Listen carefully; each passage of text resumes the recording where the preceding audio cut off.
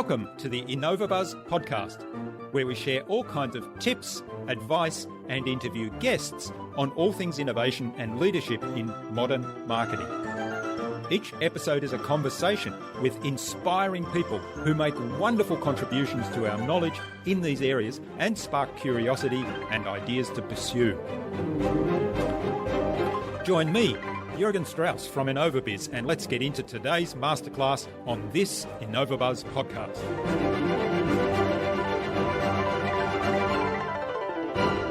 Relationships are like muscle tissue. The more you engage them, the stronger and more valuable they become. That's one thing that's very important. And then I want them to understand that a brand is what a business or a person does, but a reputation is what people remember and share. Always keep that in mind in everything you do. And if you build relationships and you're good to people and you look to support people wherever you can, then your reputation will grow.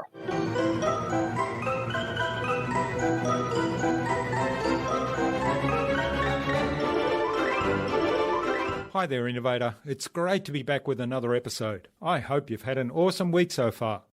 I trust too that you enjoyed my recent conversations with business strategist Ken Foster, author of The Courage to Change Everything, and with Dr. Jeff Spencer of Cornerman Coaching.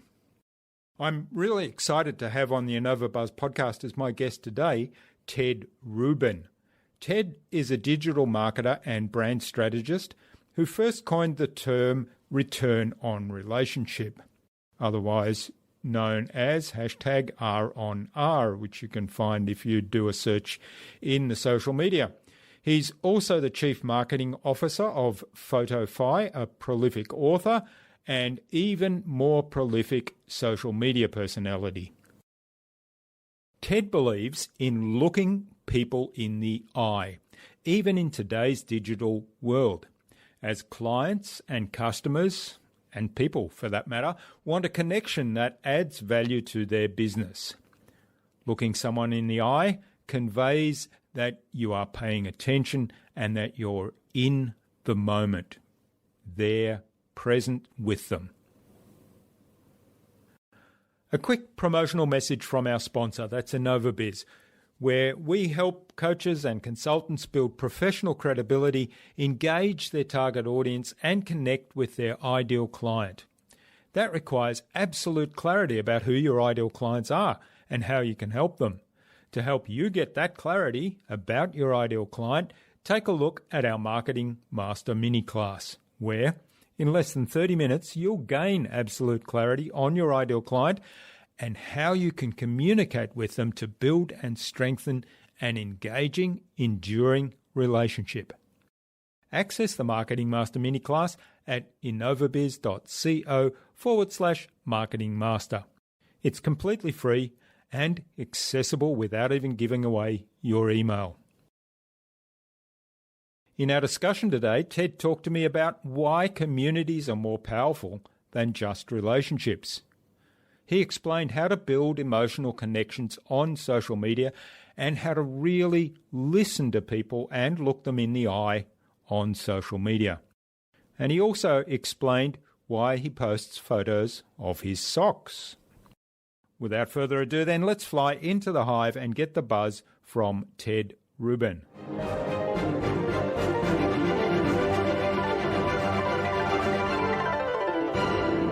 Hi, I'm your host, Jürgen Strauss from InnovaBuzz, and I'm really excited to welcome to the InnovaBuzz podcast today from near Miami, Fort Lauderdale area in the USA, Ted Rubin, who's a social marketing strategist. He's a keynote speaker and a brand evangelist, among other things. Welcome to the podcast, Ted. It's a great privilege to have you as my guest. Well, thank you, Jürgen. I'm so glad you guys reached out.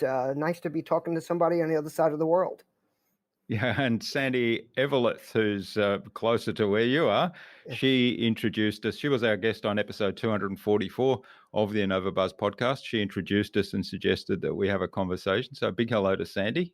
Big hello. I'm a big Sandy fan, and anybody that she recommends, I'm happy to support. So really excited to be here. Fantastic. Well, Ted, one of the things you did in your career was coined the term return on relationship. You're also the Chief Marketing Officer of Photify, and you've got a long marketing career. You're a prolific author. You've written books including Return on Relationship and also How to Look People in the Eye Digitally and the Age of Influence Selling to the Digitally Connected Customer. So with all of that, I think there's a theme through that to make marketing more human, which is very close to my heart, and also to actually use social media as social to connect with people rather than just as selling tools, or on LinkedIn that people seem to think LinkedIn is a resume repository. So I'm really looking forward to digging into all of that with you today. But before we start talking about all of those things, social media and relationships and so on, tell us a little bit about your background. How did you get to where you are today, and what were some of the big milestones in that journey?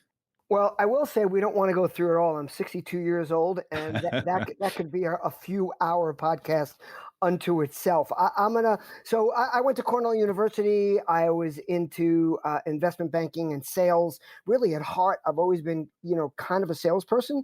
And I was taught early on that sales is really about relationships. I mean, certainly it's a numbers game, but if you build relationships, you build long-term clients and long-term people and long-term friends and long-term business associates. And I was always the guy that built bigger and stronger accounts versus the quantity.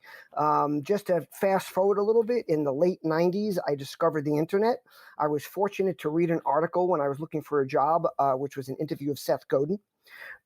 Seth was talking about his company Yo-Yo-Dime, which was the first online direct marketing company. And after reading it, I was really taken by his whole philosophy.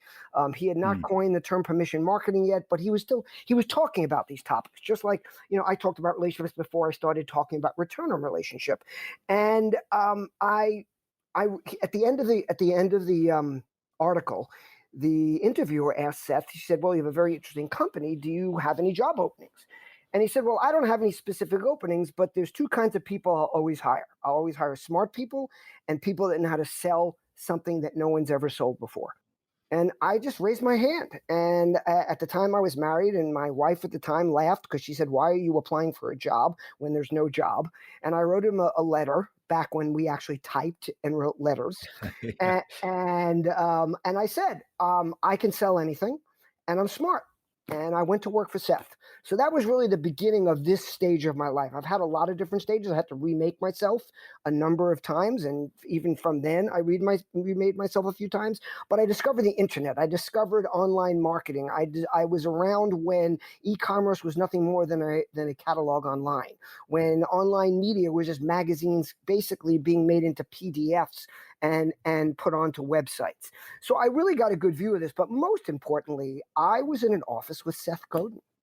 And I had been living in South Florida, and I decided to move back to New York, and I had to go up there without my family. So I had a lot of time on my hands. I was living with my in-laws, and the piece of advice I'll give to your audience, especially if there's younger people here, don't ever move in with your in-laws. Even if you're moving to a new place and your family's back somewhere else, especially if your in-laws are like the Costanzas on Seinfeld, and all they did was yell at each other. But I believe things happen for a reason, and the reason for that was it got me to leave the house before anybody woke up. And I would get to the office at 6:30 in the morning, and the only person there was Seth. He was an early riser. And his brain was just exploding with all these new ideas with this fabulous new medium called the internet. And I just sat there and learned to shut up and listen. It was a great lesson about how important listening is. I was always in sales, so I knew about listening for the purpose of making a sale. But to me, this was more of a lesson in, when you're around greatness or you're around people that have something important to say, and that could be your family, that could be friends, it's really important to sit back and listen. And I just absorbed. I was there when Seth wrote the article called Permission Marketing that was in Fast Company that became a book and his first bestseller. And it's really where return relationship concepts started. I was always what I thought was a networker. Everywhere I went, I made new relationships. I had them from every school I was in, from every job I had. I always left with, besides the mass of people I would meet, I always met a few people that became part of like my life ongoing. And what I learned as years would go by, and this was a little bit later, is that I'm not really a networker as much as I am a community builder. And I like to say that a network gives you reach. but a community gives you power. Networks connect, but communities care. And I've got these first lessons listening to Seth and how he was talking about a new way to communicate with consumers, getting their permission, being invited into their living rooms per se. And I'm making a motion with my hands because I'm sitting in my living room and we're only audio. But this is what really led me into this whole new world. And it progressed, and I went from there to 800 Flowers, and I helped build their employee-based advocacy and their corporate sales using the web. Went on to a company from there called Elf Cosmetics, which was really my introduction into social media. It was 2008. Social media platforms were first starting to scale. I was at a company that had no marketing budget. They brought me in because I was known for being innovative and trying new things, and they wanted a chief marketing officer that had a sales bent. And I shut down everything they were doing in social because it was all completely elementary and basically advertising based. But I had to understand these platforms. So I found some smart people. I met a guy named Oz Sultan, who was really helpful to me in the early days and helped me build the first aggregated content site for a brand for Elf, where anytime someone mentioned Elf in their content online, we sucked it into a place where our followers and our customers could see what other people were saying about our brand and could have conversations about it.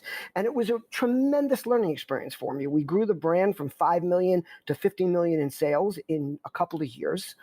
Now I think Elf does probably close to $300 million in business, and they have close to $1 billion valuation. I left there a long time ago, back in 2010. But between 2008 and 2010, I helped them build the largest online presence for a cosmetics company against the likes of Estee Lauder and L'Oreal and Sephora. But the fortunate part, and I say this because I think it's important to your audience, because I think a lot of them are small businesses, is that we were a small business. So we had the advantage of being incredibly nimble, of having just a few decision makers, and being able to try just about anything. And that was the best learning experience I had, is that experimentation and trying things and seeing what new platforms are out there and how you can make use of them were just a great advantage. My next experience after that was a company called Open Sky that was experimenting with peer-to-peer commerce. They eventually, years later, just recently actually got bought by Alibaba. I went from there to a company called Collective Bias, where I became a partner. And we were building content for brands using bloggers in a storytelling format at scale to help them sell their products, back when the content and influencer revolution was in its infancy back in 2011. And that company was acquired, thank God. I pray every day, and I'm thankful for it, in 2016. And now I'm working with my business partner from Collective Bias, John Andrews, who co-founded it, on a company called Photify, again, trying to extend the ability of brands to scale content production, this time by using their employees. Yeah, well, that's fascinating. I mean, there's a whole theme through that of experimentation in the new social media, but in a way that still comes back to the relationships. And also, you talked about community building, and I'll explore that with you in a moment. But one of the things you said, and fascinating, I mean, I'm a huge fan of Seth Godin. So you talked about your time with him, and I'm not sure if Seth said this, but it's kind of a message that to me encapsulates his whole philosophy, and that's marketing is about building a relationship, and it's about starting, and you build a relationship by starting a conversation with someone who could be your ideal client. So that's kind of my encapsulation of his whole philosophy. You mentioned listening and how important listening was to both sales, but then also to learning new things, and in particular when you're experimenting, then I guess listening to see what's resonating with people online and what's giving results is really important. How do you take the concept of listening into the social media space, into the online space? Well, one of the reasons I wrote the book, How to Look People in the Eye Digitally, was to explain to people the need to make the kind of connection that people make when they're sitting across from each other. And how do you do that when you're sitting across from somebody? I mean, I don't know about you, but I was definitely first taught about this by my parents. And Mm. one of the conversations that really stuck out in my head, my dad was about doing things for others and helping people clean up their yards. And if there were garbage cans in the street, you pull your car over or you stop your car and you put them away. You don't just leave it because it's not yours, even if it's not a neighbor, even when you're miles from your home.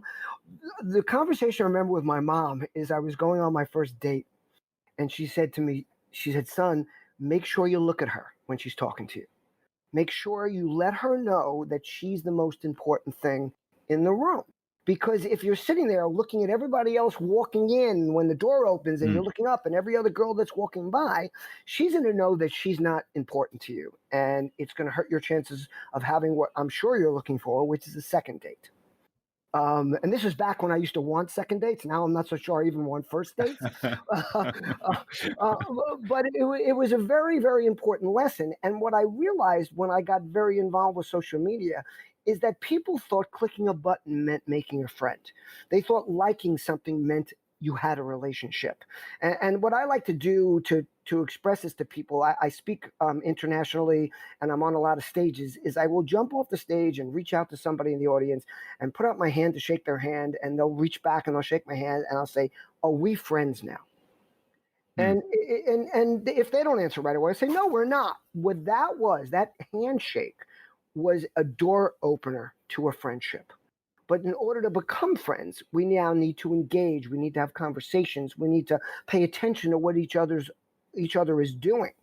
And now we have this amazing these platforms that allow us to do it. But people, like you said, LinkedIn, people think it's just a big resume builder, or they think it is a sales means Yeah. of sending out spam emails, hoping that 1% will answer. But the truth of the matter is, it's a huge opportunity to get to know something about someone. Like, for instance, I went to your Facebook page and I see you're a cyclist. So that gives me the opportunity, if we were meeting and this was, whether it was a sales call or it was an opportunity for me to get to know you, I would have an idea into a topic or two that I might be important to you. I know that you have a chemistry degree. I know the industries you worked in. What that does is it gives me the chance to start a conversation. So looking people in the eye digitally is doing what we used to do when we were face to face, but being able to do it via social platforms. And if you don't mind me taking it a step further, when I first graduated college, I was in a sales job. And my dad was in the sales field. And he calls me up the end of the first week and he knew that my goal was to get appointments. And he said, "Did you get any appointments?" I said, "Yes." He goes, "When's your first appointment?" I said, "Next Thursday." He said, "What time?" I said, 10 o'clock. He goes, "What time are you going to get there?" I said, "About 5 to 10. He goes, "No, get there at 9 o'clock. Walk around the neighborhood. Get to know, see what restaurants are there, what stores are there, go in the building, look up at the board and find out what other companies are there. Get into the office early and see if you can get to his or her office and see what diplomas on the wall. Are there photos of children or family? Is he or she a skier or a golfer?" Find points of emotional connection that allow you to build a relationship. Don't go there to sell something. Go there to get to know this person. Now, back then, this was hard to do. Now it's something that we all have at our fingertips. But what amazes me, Jurgen, is how many people don't even bother doing it. I don't know about you, but I bet this has happened to you. Somebody connects with you on LinkedIn. It isn't necessarily the way you'd like them to connect, but you're intrigued for one reason or another. You might even just be testing to see if you're right and it's just a sales call. And you Yeah. accept it. And the first question they ask you is, "So, Jurgen, what do you do?" What do I do? They didn't even bother reading Yeah. your LinkedIn profile. I mean, that's where they connected with you and they didn't even bother reading it. So, Yeah, or um, even worse. I mean, and this happens quite a bit. Although I'm very careful who I connect with now. But so I connect with somebody, and the first communication I get is, "Oh, we're selling this widget, and it's on special right now. And if you order 10 of them, we can get you in. They're about to run out, but just for you." And I thought, well, how do you even know I need that widget? I don't need the widget. You haven't, you haven't even paid any attention, first of all, to what my particular needs might be. You've just sent me a sort of a spam email. And besides, I don't even know you yet. So, what I like to do with those is say, "I'll take 1,000,000 of them as long as you can give me credit net 10 years." But exactly. Of course, now we've been talking, I tend to go off on tangents. I forgot the exact question. But for me, looking people in the eye digitally is getting to know who they are with all the tools we have available to us to allow us to do it. So I try very hard, and it's work, but it's what helps me build my brand, is that before I get on the phone with somebody, I do, even if it's just 5 minutes of preliminary research. Again, find their Facebook page, find their LinkedIn page, see what they do for a living, see if they have a Twitter handle. You might have noticed I retweeted 1 or 2 of your tweets just to show the interest before the call. Yeah, well, the question was really about listening and how does listening translate to social. But I think you've answered the question. Yes. Because one of the things I was told very early on, and this came out of some sales training that I did as well, was that listening is not just about being quiet and letting the other person talk. It's also about reflecting back what they've said, checking in and making sure you've understood their communication and also understood their intention, asking some intelligent questions to get them to elaborate further. And I think that's exactly what you've highlighted, how you might go about doing that on social media. And also the important thing I think there is getting to the point of building that emotional connection. Because I had somebody ask a question. I reposted a blog post from somebody, and I can't remember exactly what the title was, but it was all about tapping into people's emotions with your marketing message. And the question was, well, that's sounds very easy, but how do you actually go about doing that? And I think what you've given us there is pretty well a description of how you might start that. Well, one of the things I like to say is don't ask questions if you don't listen to or want to hear the answers. Because I'm sure this has happened to you as well and to people in your audience. Somebody asks you a question and then they just tell you what they want to tell you anyway. Like you explain to them perhaps that the product they have doesn't work for you. And instead of saying, well, we might have a new product later, or what can we do to improve it that might make you interested, they just continue and try to sell you their product. Asking the question was really almost like just a checkbox on their process. Yeah, that's right. Again, it's about connection, I think. All right. Now, one of the things that I read that you said in, and I can't remember whether it was in one of the books or in one of your many prolific blog posts that you put out, is referring to, this idea content is king. That is kind of almost a universal truth these days. But your take on that is you post content to start to build a relationship, to generate engagement, rather than, I think the conventional wisdom still is you post content to demonstrate that you're an expert and for a positioning exercise. So talk to us a little bit about that, what the differences are in approach and how that might play out. Well, I like to say that if content is king, then connection is queen, and she rules the house. You hit the nail on the head. I don't. Certainly, I put out some content because I want to own a topic. So, I write about return relationship. I write about how to look people in the eye digitally. I write about going to changing the mindset from targeting to matchmaking because it's a topic I want to be known for. But more importantly, I'm doing it because it creates I like to say conversation is the best content. And if I can create a conversation with my content, then I've kind of done my job. Or if I can get a content idea related to me.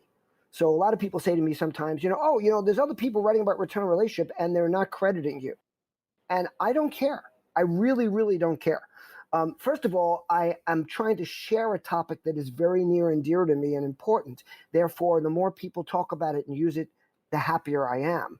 The other thing is, when I get those calls from people saying, Jürgen was on stage and he used one of your one-liners, or he said relationships are like muscle tissue. The more you engage them, the stronger and more valuable they become. But he didn't mention you. I'm like, that's fine because you just called me. Yeah. Therefore, that created that engagement. And I was talking about this the other day to my business partner. The more content that you produce and the more content you produce that makes an easy conversation, the more people will reach out and connect with you. So the CEO of Remax, which is one of the largest real estate companies in the world, if not the largest sales companies, has started creating a lot of content. I met Adam a number of years ago. It was, I think, 2015, 5 years ago, at a conference in San Diego. And he was just starting on his journey of starting to create content. But what I love about the fact that Adam creates content regularly is that I can engage with him without bothering him. I'm engaging with him in a place where he's happy to engage. In other words, if he's a very important guy, he's running a multi-billion-dollar company. If I sent him emails and text every day, it would drive him crazy. And it wouldn't build the relationship. It would probably hinder the relationship. But the fact that I share his content and that I make comments and that's where we communicate, he's making it easy for me to not think, oh my God, should I bother Adam today? Do I want to text him? Have I called him or emailed him too much? Whereas he's thrilled that I'm jumping in because it's creating conversation in his posts. So like when I post, I don't know how much research you did, but I post my socks a lot. I became very well known for wearing funky socks. And there's a whole blog post about it on tedrubin.com if you just search Ted Socky. I have my own hashtag. Like you've heard of a selfie. This is a Socky, so it's Ted Socky, which are my socks, and I'm known for it. And people a lot of times say to me, when are you going to stop doing this? I've been doing it since 2010. I've posted 1,500 Ted Sockys, and I post them when I'm going to events, when I travel, whenever I'm on a plane. You see my shoes and my socks in front of my laptop, and I make a comment, and I try to weave it into storytelling sometimes, but with what I'm doing. But the beauty of it is it's allowed people to open a conversation with me on a topic that they're very comfortable with without having to do too much research. So people will text me or they'll see me somewhere and they'll go, what socks you wearing? They just started a conversation without having to come up and go, hi, my name is Jürgen. Are you Ted Rubin? Do you mind if we talk for a minute? That's very uncomfortable for people. And it can be very uncomfortable for the person that you're trying to start the conversation with. But if you're remarking about something like that they do all the time, there's a CMO who's a friend of mine who's a bike rider. And on Instagram, every day he posts his mountain bike rides. And it's a people walk up to him all the time at conferences and they say, oh my God, the scenery in that last picture of yours was beautiful. And now a conversation ensues. So first of all, whether you're posting marketing content, which is great and gives people the opportunity to talk to you about something that you are, let's say, trying to be an expert about, or a field that is important to you, or you're simply posting about your socks or your bike riding, or I just took up jujitsu. I'm 62 years old and I just started, and I'm writing about, my experiences there. I believe that the more you share about yourself, the more human you are, as we talked earlier, the more personal you'll make it, the more you let people into your world and make them comfortable to reach out to you and connect with you. Yeah, that's a really important point. I've had a similar experience. I mean, I'm not as disciplined as you with socks, but we have an almond tree in our front yard, and it kind of overhangs the front first floor outdoor balcony, which is nice. But at this time of year, we have parrots and lorikeets come in. So lorikeets are beautiful, multicolored rainbow lorikeets that steal the almonds, essentially. I kind of post these photos, and the lorikeets are actually quite tame. You can get to a couple of meters away, or even a meter I've been, and with a long lens camera take some wonderful shots because they don't move that rapidly, and they'll actually have a conversation with you. They'll actually tweet back at you. The bigger parrots are a little bit harder to capture on photo, but I post all these photos and then I make comments about them stealing the almonds because the almonds don't ripen until about another 3 months for human consumption. And of course, by that time, they're all gone. So I make all these comments about these parrots and then of course I joke and say that because I love photography and I actually like the birds being there and it's beautiful to have them so close by that, and I reflect on that people actually keep sort of some of these birds in cages as pets and how cruel would that be? And here we are, they just come and visit us every day for a few months. And so that, and I've been to networking events and met people and they, we've seen some of your bird photos and they're really fantastic, and like you say, that strikes up a conversation immediately. Do you post them on Instagram? Where do you post I haven't. them? I've been posting them on Facebook, but I've started up an Instagram account, one that's just for my photos now. So there are a few there. If you could just shoot me the the handle so I can follow you. I'd love to see them. I'm heading out to. I go out twice a year to Phoenix, Arizona, and I go up into the mountains in a town called Pine. And my wrestling coach from high school and junior high lives there, and him and his wife are like second parents to me. And they have this beautiful house that backs up to the national forest, and they get hummingbirds all over the place. Wow. Yeah. And you can also get close to them. And I get some videos. And it's funny you say, because people love when I post those, but I don't live there. So but I would love to see your photos. So if you could send me that handle, that would be great. All right, I'll do that. Okay, now one of the things, we've talked about content creation and building that engagement, and I guess there's a couple of questions for me there. The first one is probably a technical question, and that's, a lot of people, me included, write blog posts. This podcast, for example, becomes a blog post, and then share a little bit of a snippet of that on the social media and put a link back to the original content. So that's one form. Then, of course, the other form of content on social media is actually writing a short paragraph or some comments or a little story or whatever it might be in social media itself without a link back anywhere else to generate the engagement. What sort of balance should you strike between those two? I don't think there are any set rules. I think you have to see what works best for you. First of all, every audience is different, every person is different, and everybody's goals are different. So what I think is the most important thing is, how do you scale that? How do you do, especially if you're a small business? That was the next question, yeah. So I'll combine the two. So first of all, I don't believe there's any tried and true rules about how you should mix it, what you should do. I think you should test, retest, and then test again. See what happens. See if you can increase your engagement. I find that if I post a link to a blog post, I get much more action if I actually take the words from the blog post and just post it into Facebook as a post without the link to the website. Because I find that people, every time someone clicks, and this is old digital learning, every click you lose people. Every time someone has to go deeper, you lose people. So if you give someone snackable content, I mean, if you notice, Seth Godin's posts are incredibly short. And there's a reason for that. It's because he knows people's attention spans are short. And I don't know about you, but I have probably 20 windows opened up on my laptop for articles that I need to get back to and finish because I started reading them. They were too long. I didn't have time.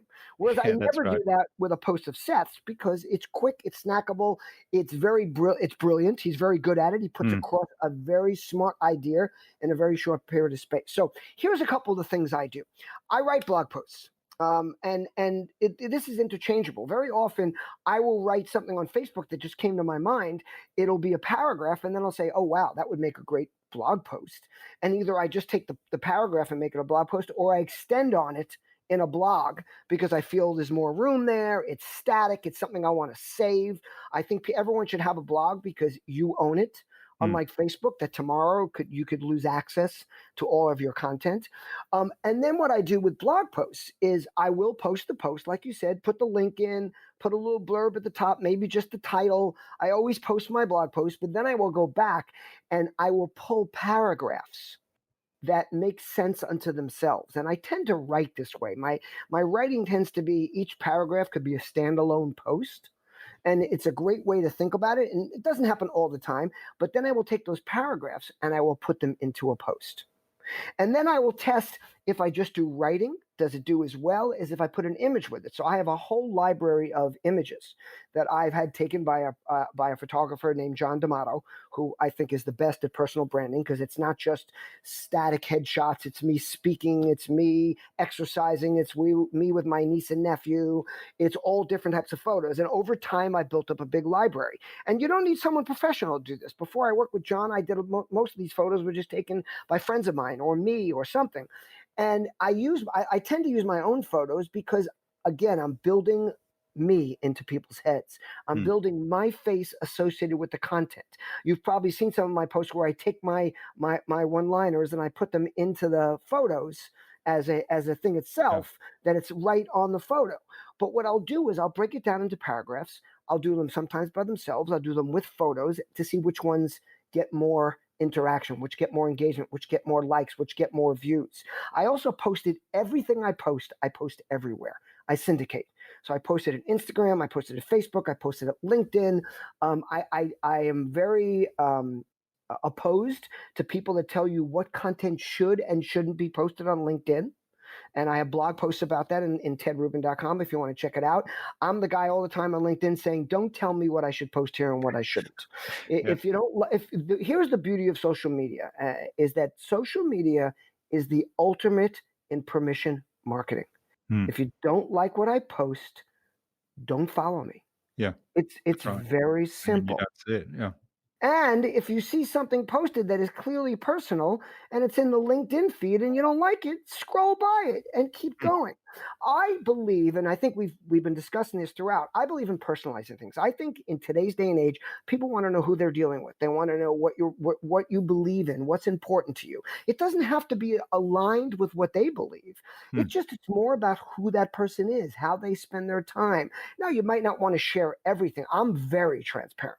I share everything. I share my politics. I share about the trials and tribulations of being a divorced dad. I share all this content on stages in front of business audiences, less politics on the business audiences, although I'll make comments here and there. But usually I'll use it as an example rather than, harp on it. But I talk a lot about being a divorced dad and how I had to learn to focus on my daughters and how I had to learn to change my expectations and the fact that this dad won't quit and that I'll never give up.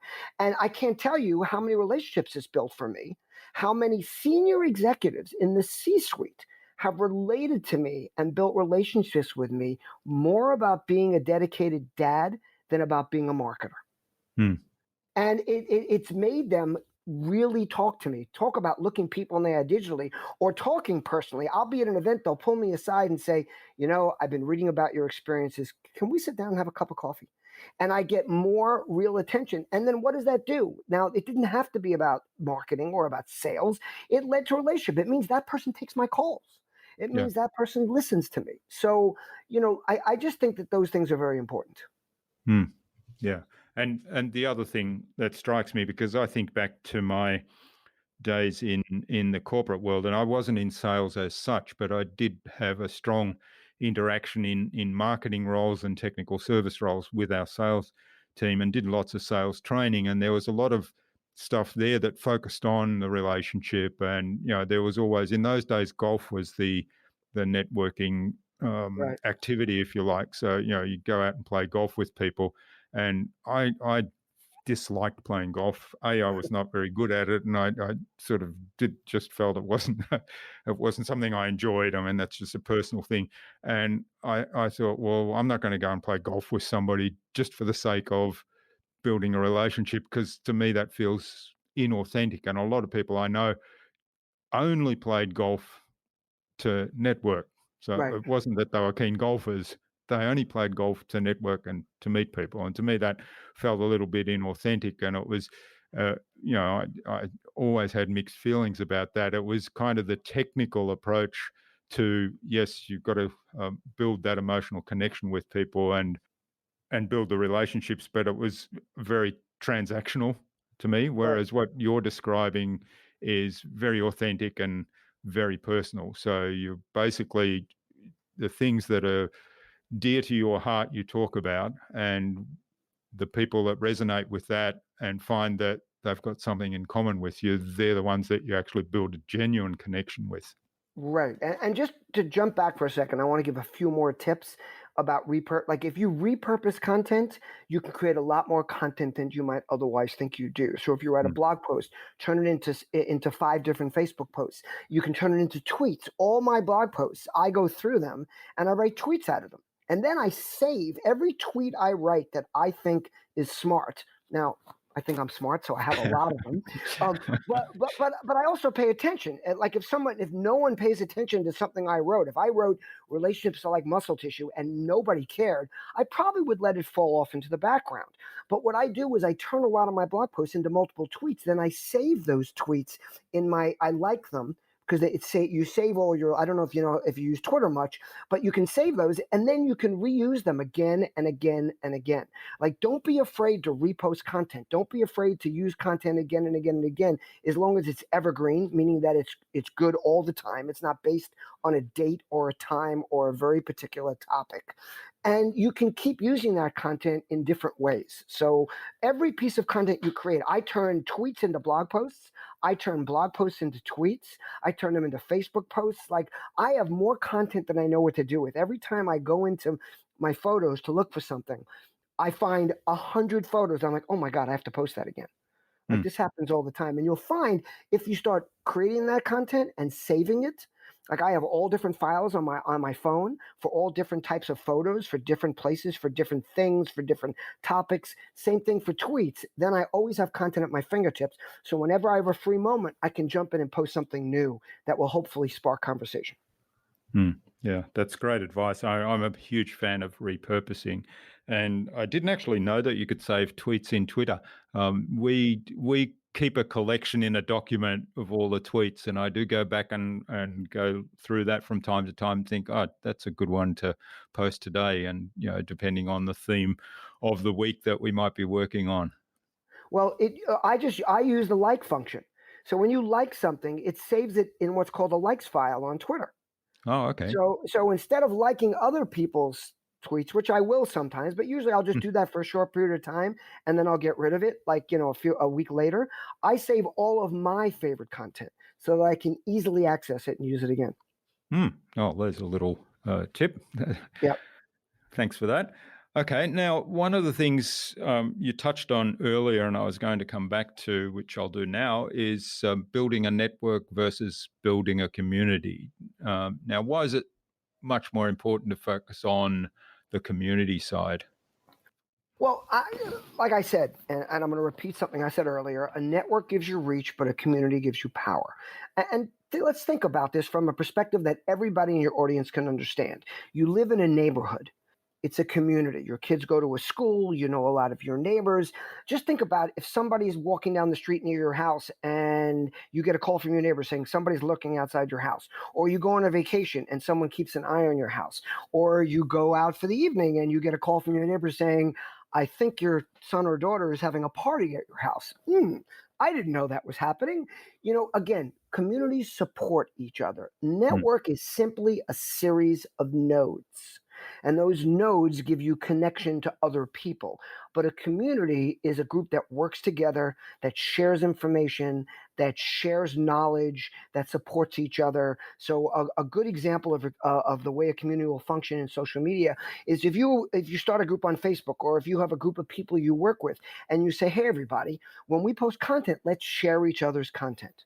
Now, every time you post a blog post, you're going to get a certain amount of likes. Or every time you go on Facebook, you can reach out to the community and say, I just posted something on Facebook. Would you mind liking it? Why? Because now the algorithm puts it in front of more people. Now, the way people game that system, which is very transparent and I'm not a fan of, is you might have noticed people on Facebook, they put 50 people's names in the Facebook post, right? So they write something and under it, they just keep tagging people. How transparent is that? I mean, half the time I don't even know these people that tag me, or I haven't spoken to them in years. And all they're doing that for is they assume, first of all, a lot of people don't even pay attention. You're tagged in something, you like it.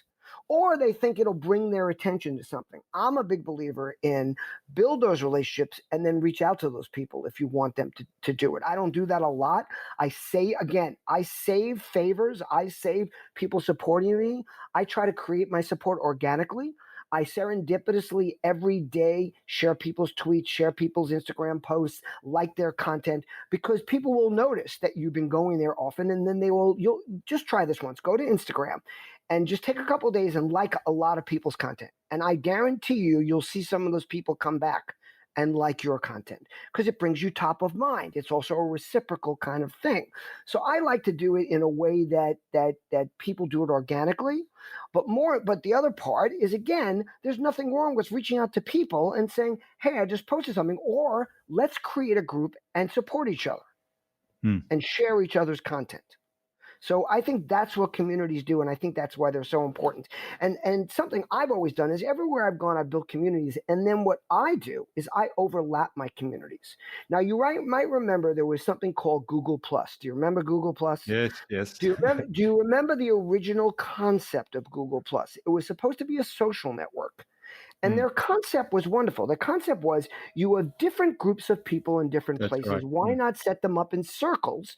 And then some of those circles will intersect like a Venn diagram. Mm, And you'll see it a lot of them is that place where people are a part of multiple of your communities, and those will tend to be your strongest relationships. But it managed to keep people separately. So what I believe is that when you share people's groups like that, that content then crosses over into other groups, and it just gets you more exposure, more people that see what you're doing, more people that like what you're doing, and it builds multiple communities. So you can be a part of many different communities. Now, something else you might have heard of, and I forgot who is the author of this, but there's been many studies that were, most of them are older, saying that you can only be in touch with 150 people. A lot of it is this negative social media stuff that you can't have 5 or 10,000 people you're connected to and still have relationships with them. Now, here's where I disagree with that. I believe that's probably true. I know the way my mind works and how many people I can keep track of. But I believe you become parts of different circles it can be different points of the day. mm, It can be different points of the week of your life. So I just started doing jujitsu. So I've started collecting jujitsu videos. I've started following some people who are into it so I can learn from them. And now I'm a part of that community. And within that community, I have the space to build a certain amount of relationships. Then I have a marketing community. Then I like working out. I play golf. I cycle. There's all different places in your life where you can build these. And when you build a community, it's that much stronger. First of all, not only does a community support you, but a community also draws you back. Someone reaches out to you. Jurgen reaches out and says, "Hey, Ted, I haven't seen you lately posting photos of birds. I thought you were like, you should get," and I don't get upset. I go, "Oh man, I've been so busy. I forgot about mm, that." yeah. So I think that there's a lot of interaction and a lot of play that comes about from being a part of a community. But most importantly, it's the support that you get. I mean, LinkedIn is a community and it operates as a network. But the truth of the matter is, if I'm connected to you and you're connected to somebody else, the likelihood of them connecting with me because of you is if I reach out to you and you connect us versus me just reaching out on my own. And that's Mm, part of being a part of a community. yeah, yeah. And LinkedIn's actually geared towards that. You can actually ask for an introduction to somebody else through a connection, a Right, mutual but connection. use it properly. Use it in a Mm, way that's contextual, not just, "Oh, I see you're connected," and then I call yeah, you up and ask you to connect me to 10 different people, and then I go and spam them, and yeah, then you don't want to do it yeah, for me again. that's right. Yeah. Yeah. Well, I mean, one of my kind of rules is I will look at the profile if I get an invite, but one of my rules is if the person hasn't taken the time to at least send me a note with that invite, and it doesn't really matter what the note says as long as it's kind of halfway personalized. Like I saw Right. I read your LinkedIn profile. I'm interested to connect and maybe even a reason. Then I'll go and have a look at their profile. But it's rare that I will connect with somebody that just sends me an invitation with nothing on it. Right. And then what I do is when I do occasionally accept those invitations, it might be someone I just met. Hmm. And I will write back to them and say, even though we just met, my suggestion to you is that you put in a personal note in the future. Or it might be a senior executive that I'd love to be connected to. And clearly, it's not the kind of person that just blankets Yeah, yeah. invitations. They must have had a reason. But then I always write back a personal note. I never accept a LinkedIn request without writing back to the Hmm. person that sent it to me. And it can be thank you for reaching out. Looking forward to engaging and connecting. I noticed that you went to University of Pennsylvania. My daughter went there. Or I'm a big fan of Philly. Or if I see the person's from Park City, Utah, I might say, I love to ski. I won't even mention they're from Park City. Hmm. But if they're paying attention, they'll know that I must have noticed they were from Park City, and that's why I mentioned skiing. Yeah, yeah. Yeah, well, that's all great advice.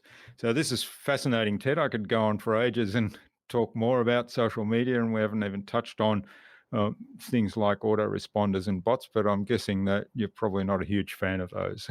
Well, you can see a post on my site about making marketing human, Yeah. and that bots are not ready for prime time. So Yeah. yes, I'm not a big autoresponder or bot guy, and I'll tell you what, Jurgen, I've enjoyed this. We can do this another time because clearly, if we go much longer, no one's going to want to keep listening. But Yeah. we can set up another time to talk and cover some other topics. Yeah, sure. I think it's a good time to move on to the Buzz, which is our innovation round, and it's primarily designed for innovators and leaders in their fields to give them some tips from your experience. And I know you've got lots of experience in the marketing world beyond just social media that we've been talking about today. So I've got 5 questions, and hopefully you'll give us some really insightful answers that will inspire the listener to go and do something awesome today. I hope I can help. Yeah. So, firstly, what's the number one thing you think anyone needs to do to be more innovative? I think they need to open their mind to other people's opinions. I think they need to learn. We talked about listening, and then you mentioned how it's not just about listening. I like to say it's about hearing people.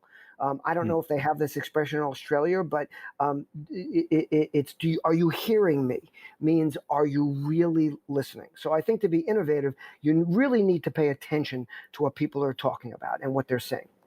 Yeah, and that's good advice. And you've clearly kind of taken that philosophy into the social media space with what we've been chatting about today. Now, what's the best thing you've done to develop new ideas? Talking to my business partner, John Andrews, I have to tell you that we've decided that from now on, when we like to take road trips, and we drive in the car and we try to see different people around the country. We go places serendipitously that we just decide to go in the day. And we were having these amazing conversations, and we'd forget a lot of what we talked about. So our goal going forward is from now on to use one of the apps on our iPhones and record those conversations.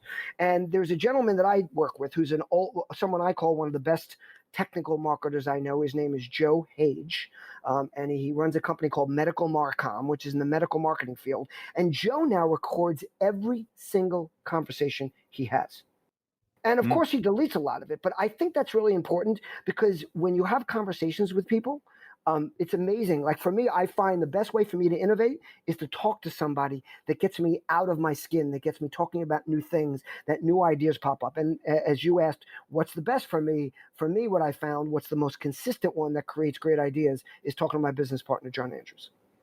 Yeah, that's great advice. I like the idea of recording the conversations. I mean, essentially, that's what I'm doing with these podcasts. And like you say, these conversations, I often come away, well, I always come away totally inspired, but I often come away with a bunch of new ideas that I kind of immediately make a note of all the things that I'm going to follow up on or maybe even implement. I have to tell you that when I used to do a lot of consulting where I'd be brought into meetings to brainstorm, and I'd say to the clients, you better record this or have someone taking notes because I don't record myself. This is back then. I didn't. And I don't take notes. You might ask me the next day about something, and I will, if you can give me just a reminder, I'll be able to jump back into it. So I've just learned that my best ideas come up when I'm debating, when I'm having conversations, when I'm talking about new things. And if you record those things, you can always refer back. And then one other little tip is when John and I are having these conversations, every once in a while we'll come up with a tidbit that we really love. And what I'll do, and I also do this when I wake up in the middle of the night, is I tweet it out. Because then by the time we're done with our conversation, and just like if it's in the middle of the night, by the time I wake up in the morning, I've got immediate feedback. People liked it, people commented, people jumped in. My first thing about return on relationship was I just used that term to the founders of Elf Cosmetics when they were trying to ask me why I wouldn't market to the people that we were building our social media presence with. It was very early. I said, don't want you trying to sell them anything. And I said, because it's about return on relationship. And they were like, what's return on relationship? And then thank God they said to me, we don't have time for this right now. We have another meeting. Let's talk about it at the end of the week. And I went and tweeted it out. And the feedback that came back was tremendous. Yeah, I love that story. That's great. Now, you might have answered this question already. What's a favorite resource that you use most often? When you say resource, do you mean platform, like resource? Well, it could be a platform, it could be software, it could be, like I'm thinking you've answered it in form of a phone to record conversations. I'm a phone to record conversations. I'm a social media guy. I like to look at what's trending on Twitter. I like to get up in the morning and see what people are discussing. So for me, my best resource is putting content out there and seeing how people react to it. All right.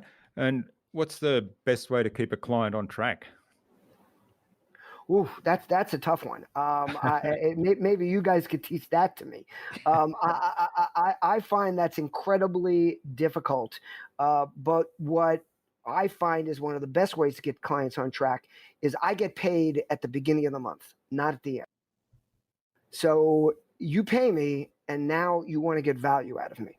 So whereas if you pay me at the end of the month, you might not return calls, you might do something. It's just like I have a very close associate named Alan Levy who runs a company called SellUp, and he takes over the email marketing for e-commerce purposes for medium to large, like $5 million to $100 million companies. And he works strictly off of a lift in sales and gets a percentage. But for the first 3 months, he gets paid a monthly fee because he knows that if he doesn't, the teams that he's getting assigned to work with will shove him aside, not necessarily work with him. But when people are laying out $1, especially in advance, they want to get their money's worth. Yeah. Okay. Well, that's a good approach to take, and as you say, it means that they've got skin in the game. So exactly. And when people know, look, not everybody can do that. I understand. Because I'm willing to walk away. I will not work unless I get paid in advance, unless it's for a Fortune 500 company who I know can't do that. But even some of those I'll push with. Explain yourself, and very often companies will understand because they know that the guy hiring you is not necessarily the guy that's going to be using your services, and he wants his team to have skin in the game. Yeah. All right. Now, what's the number one thing you think anyone can do to differentiate themselves? Be themselves. I always say to people, be you. It's very hard to take on a persona, to be somebody else. When you're yourself, it's very easy to answer questions. You don't have to think about it. So years and years ago, when I was fighting to keep my daughters in my life, I was in court. And every time I was on the stand, attorneys who were out waiting for the next case would come up to me and say, "Oh my God, you're like incredible on the stand. Like it's too bad they don't have a designated testifier the way they have a designated hitter in baseball, because you could make a lot of money." And I said, "Well, I probably couldn't, because the reason is I'm being myself. I'm being honest. I'm being straightforward. I'm speaking from my heart. I don't have to think about my answers." So I think the best way to differentiate yourself is to be you. There's a old Dr. Seuss quote that I quoted to my daughters all the time they were growing up. It says, "Be who you are, say what you feel, be who you are and say what you feel, because those who mind don't matter, and those who matter don't mind." And when you're yourself, it's a lot easier to build your personal brand. Yeah, that's great. I love Dr. Seuss because I think he also said, "No one is youer than you." No one is youer than you. Exactly. Yeah. And as you point out, it does take a lot of energy to try and pretend to be somebody else, or to And then you have to think about it. And if you're somebody different for every different place you're working, like now let me just make one caveat. I understand there are points of people's lives where they have to take on work that might not be perfectly suited to them. After I fought to keep my kids in my life, I was 6 figures in debt. And I took on any consulting gig I could get and said yes to anything just because I had to do it. But it didn't work best for me. And as soon as I was past that point and paid back all the debt I had, I went back to being myself. My blog might be tedrubin.com, but it's called Straight Talk. I say it like it is. When companies hire me, when I'm on stage, I'm going to speak my mind. If that doesn't work for you, then I'm probably not the guy you want to work with. Yeah, that's right. All right. Well, thanks, Ted. This has been really fantastic. Now, you mentioned tedrubin.com. Where else can people reach out and learn more about you, and perhaps even get in touch and say thank you for what you've shared today? Well, I'm really easy to find. First of all, just Google Ted Rubin, and the first 14 to 15 pages at the very least are all about me. Facebook, I'm Ted Rubin. LinkedIn, I'm Ted Rubin. It's TEDRUBIN. My phone number is 516-270-5511. Feel free to call me. My email address is tedrubin@gmail.com. These are the numbers and email address that I actually use. So again, There's tedrubin.com. Also, I have a blog called returnonrelationship.com. But the major purpose of that blog is to explain return on relationship and to give some return on relationship. So every week I share somebody else's content on that site. It's very rarely mine unless there's a really important message I need to get out. So I serendipitously share other people's content and then share it via social media. Great. Well, thanks for that. We'll post all those links. One last thing. I would just recommend your audience, again, if you're looking to build your personal brand, if you have a small business, check out Photofy.com, Photofy. It's a great app for adding branded content to photographs and allowing your employees to create themselves. So we call it, instead of user-generated content, we call it, instead of employee generated content, we call it employee created content. It makes them feel a part of the creative process and makes them feel more a part of the company and the team. Great. All right. Well, we'll post all of those links in the show notes so that people can click straight through. And yeah, Photofy is a really neat app. I've been playing with that a little bit since we got connected, and glad you have. That's part of my research, and I think that's going to be really useful for us.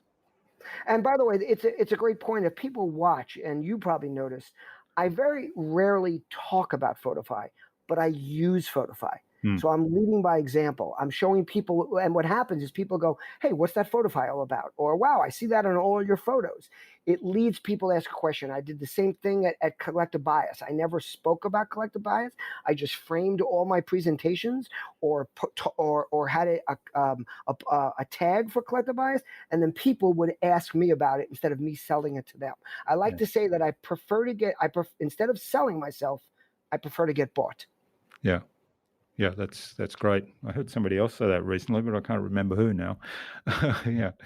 All right. Now, what piece of advice, sort of parting piece of advice, would you like to leave our listener today, particularly if they want to be a leader in their field or in innovation? Well, I'd like to give them two pieces of advice before I leave. I'd like to say that relationships are like muscle tissue. The more you engage them, the stronger and more valuable they become. That's one thing that's very important. And then I want them to understand that a brand is what a business or a person does, but a reputation is what people remember and share. Always keep that in mind in everything you do. And if you build relationships and you're good to people and you look to support people wherever you can, then your reputation will grow. Yeah, that's great advice. Thanks for that. And finally, then, who would you like me to chat with on a future InnovaBuzz podcast, and why? Oh, you definitely have to speak with my business partner, John Andrews. You'll love him. Yeah. He's innovative. He's a thought leader in the retail space. It would be a great follow-up to our conversation, because the reason we are such great partners is we talk about and are specialists in different things, and we tend to complement each other. So I think he'd be a great guy for you to talk to.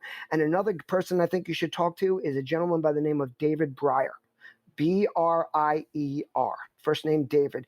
David is probably the best branding specialist I know. He's brilliant. His content is brilliant. If you look, you'll be able to find both of them. I've done videos with the two of them, so you can get a little perspective on them and the way we are alike and the way we differ. But I think you would love them both. And I think both of them would be an incredible value to your audience. Great. Well, we'll get an introduction from you to both John and David, and we'll reach out to them and have them on for a conversation as well. I'd be happy to do that. Well, thanks a lot again, Ted, for sharing your time and your insights so generously with us today on the InnovaBuzz podcast. I've really enjoyed this. I've picked up a few tips. As I said, I always learn from these conversations, and I'm glad I recorded it, and I'm really looking forward to sharing this with my audience as well. So all the best for the future, and let's keep in touch. Thanks so much, Jürgen. I really appreciate it. Bye.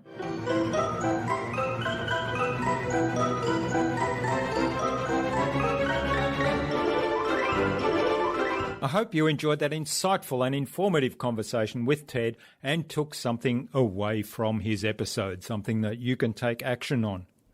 Ted gave some very practical examples of building connections and community through social media, and he even demonstrated how he'd begun that process with me after we connected.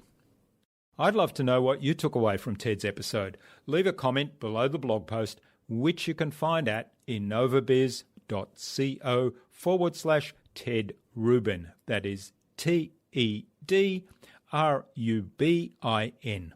All lowercase, all one word, innovabiz.co/Ted Rubin.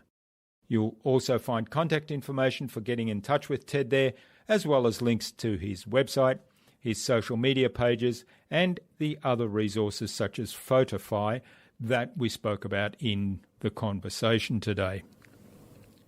Ted suggested that we have a conversation with John Andrews, who is the CEO of Photify, and also with David Breyer, who's a brand specialist, on future InnovaBuzz podcast episodes.